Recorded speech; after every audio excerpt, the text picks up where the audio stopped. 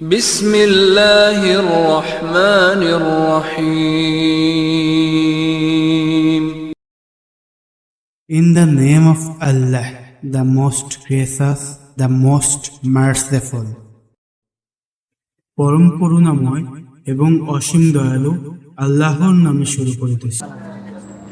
আজকে পবিত্র শুক্রবারের দিন শেষ, এশারের নামাজের পরে একটি ইসলামী আলোচনা সভায় আপনাদের মাঝে উপস্থিত হতে পেরে মহান আল্লাহ রাব্বুল আলামিনের দরবারে লক্ষ কোটি শুকরিয়া।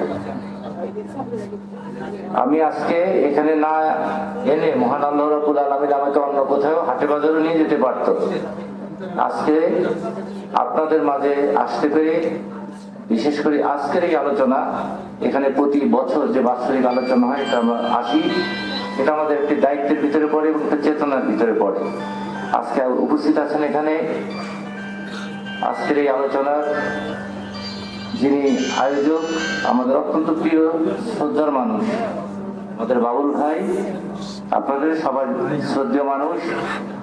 আজকের এই আলোচনার আগে আমি মনোমুগ্ধভাবে শুনছিলাম আমাদের অ্যাডভোকেট লিয়াকত আলী ভাই, ওনার কথা, নাকি উকিল সাহেব অনেক যুক্তি মানুষ, আইনসঙ্গত মানুষ, অনেক জ্ঞানী কথা বলছে, যে কথাটি উপলব্ধি করতে যে আমি হিমশিম খাচ্ছিলাম, আমারই বুঝতে কষ্ট হচ্ছে, কিন্তু উনি সহজ করে বলার কারণে আমার বুঝতে অনেকটা সহজ হয়েছে। এখানে আসলে কোরআন নিয়ে আলোচনা হয়, কোরআন নিয়ে রিসার্চ অনেক আগে থেকেই, আর যেখানে কোরআনের আলোচনা থাকবে সেখানেই আমরা মুসলমানরা থাকবো, এটা আমাদের নৈতিক দায়িত্ব। ঈমান এনেছে যারা, সফল হয়েছে তারা। এই জন্যে আমরা অনেক ওয়াজ মাহফিলে যাই, সেটাও ইসলামী আলোচনা হয়, ইসলামকে নিয়ে আলোচনা হয়, দর্শন নিয়ে আলোচনা হয়, মানুষের জীবন বৃত্তান্ত কি হবে সেটা নিয়ে আলোচনা হয়। আর আমি যতবার এখানে এসেছি, কোরআনের বাইরে এখানে কোনো আলোচনা কখনই হতে দেখেছেন আপনারা? কখনই কোনো আলোচনা হয় না, ফালতু কোনো আলোচনা হয় না। এখানে অন্য কোনো কোরআনের বাইরে একটি কথাও আমি কখনো পাইনি। লিয়াকত ভাই যথোপযুক্ত কথা বলেছে, সময় অনেক গুরুত্বপূর্ণ একটা বিষয়, যার জন্য মহান আল্লাহ রাব্বুল আলামিন সময় নিয়ে একটি কসম খেয়েছেন। নিশ্চয়ই মহান আল্লাহ যেটা নিয়ে কসম খায় সেটা অবশ্যই গুরুত্বপূর্ণ। তো স্বল্প সময়ের জন্য আমরা পৃথিবীতে আসছি, আমাদের প্রতিদিনকার দৈনন্দিন কাজ আমরা করবো, পাশাপাশি যে জন্য মহান আল্লাহ রাব্বুল আলামিন আমাদেরকে পাঠিয়েছে, আমাদের সেই কাজটি গুরুত্ব দেওয়াটা সবচেয়ে বেশি যথোপযুক্ত বলে আমি মনে করি। আমি আমার কথা বেশি দীর্ঘায়িত করতে চাচ্ছি না, আসলে এটা কথা বলার জায়গা না। আপনারা অনেক মানুষ আছেন, অনেক ব্যক্তিরা আছেন যারা অনেক দূরের থেকে আসছেন। এটা আমি আসার সময় দেখলাম অটো আছে, বাস টাস আছে, অনেক কিছু, অনেকেই আসবে।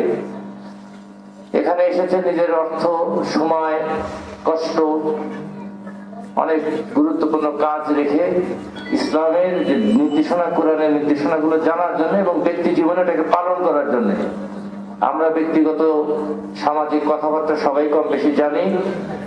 আমি চাই যে আপনারা যে কষ্ট করে এসেছেন, এখান থেকে যে শিক্ষা, কোরআনের উপরে যে শিক্ষাটা নেবেন, এই শিক্ষাটা নিয়ে নিজের ব্যক্তি জীবন, সমাজ জীবন এবং পারিবারিক জীবন, রাষ্ট্রীয় জীবনে যদি কিঞ্চিত পরিমাণে আমরা এটাকে ব্যবহার করতে পারি, আজকে যে কষ্টটা এটা সার্থকতা লাভ করবে। আমি কথা বাড়াতে চাই না।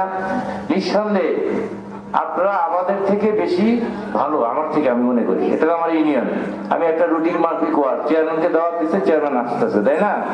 কিন্তু আপনারা কিন্তু এটার জন্য আসেন নাই, আপনারা নিঃসন্দেহে এটার জন্য আসেন নাই।